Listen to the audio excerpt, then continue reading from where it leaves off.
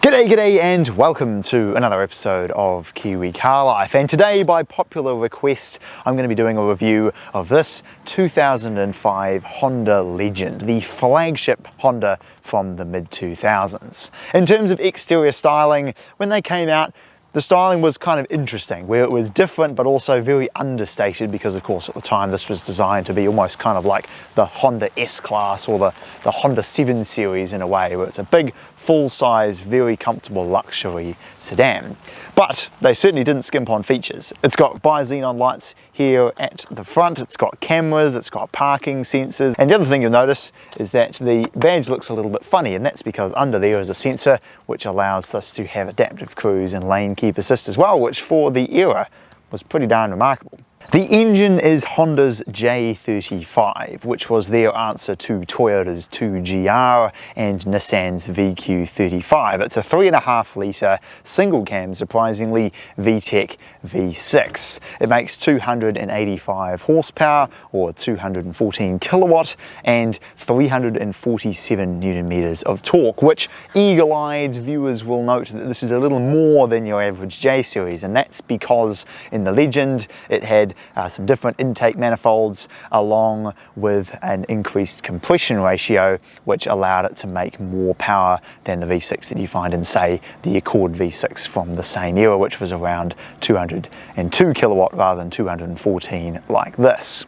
And it's paired up with a 5-speed automatic transmission, and surprisingly in the case of this, power is going to all 4 wheels through Honda's SH all-wheel drive system, which helps to put down the power of this V6 very well indeed. The interior is one of the most incredible parts about this car. It is unquestionably one of the best built and nicest 2000s cars I have ever sat inside of. The gauges just look like really expensive watches sitting right in front of you, and they have that sort of interesting purpley blue metallic look to the back of them. The steering wheel, it would be nice if it was a 3-spoke, but in all seriousness, it's one of the nicer feeling steering wheels I've ever felt. The paddle shifters have a nice clicky feel behind it. One thing about the interior that I'm not a massive fan of is that it is overloaded to the max with buttons. There are so many different things going on the inside of here, but it just shows that for the era it was an incredibly well-spec'd car. Like I mentioned, it's got adaptive cruise and lane keep assist, and it has auto lights, auto wipers, fully automatic dual zone climate control, navigation system, all sorts of cameras all over the car and everything, which for 2005, and especially for a Honda, was pretty remarkable stuff. And it's just too bad they couldn't put it in any other cars for at least 10 years later, at least in the New Zealand market. The seats are fantastic, they're breathable, they hold you in really well, and it's made out of a supremely good quality leather. And just overall, it is a really, really nice interior to sit in, and it's held up very well over time.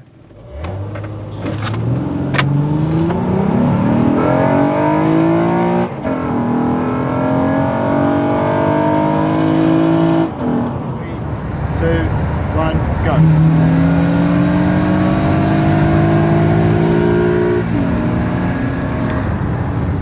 Driving the Honda Legend.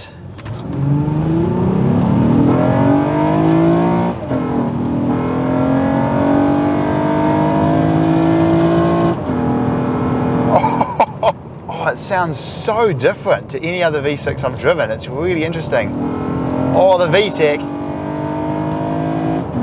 That is the best noise ever. Oh my! But putting the rest of the car aside, the noise is glorious and would never ever get old. Definitely the transmission is interesting, eh? It has really big and quite obvious gaps in the shifts. Oh, you can hear it goes, oh, bah. It's like completely lifts the throttle and then completely comes back on again, which I'm just not used to. But it shifts smoothly, it does exactly what you want with the paddles, it's extremely comfortable, rides really well. The only negative I can spot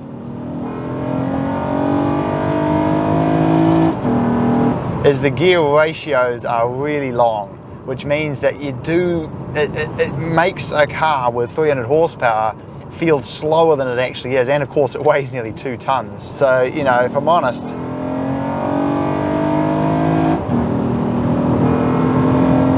It doesn't actually really feel that much quicker than my Honda Accord with a K24, just because the gear ratios are really long and the car is really heavy, and it's all-wheel drive, of course, which will sap some of the power. Man, you don't even know how fast you're going in this thing, man, because it's just so smooth.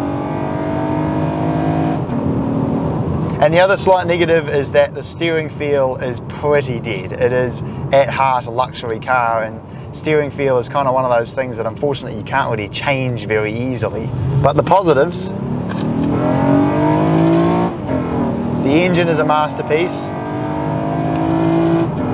The transmission shifts really well, and it's fast. It goes really well. You can rev match your own downshifts, and it does handle well. It has a sense of solidity on the road. The interior is extremely well built. It's got all the features you could ever need. They're very, very cheap cars, very affordable. VTEC, oh yes. I love the sound of Honda's J-Series VTEC. You get so used to hearing the 4 cylinders, but the V6s, they just sound that little bit different, which I really like.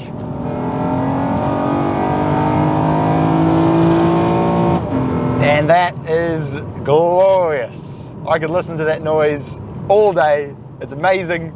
So there we go. Thanks very much for watching this episode of Kiwi Car Life. And if you want to see my review of the CM6 Accord, which is kind of the same era, but the Accord V6, then click over here. And if you want to see me comparing a CP3, the newer Accord V6, again, kind of similar to this, with my Accord Euro, then click over here. And I'll look forward to seeing you again next time.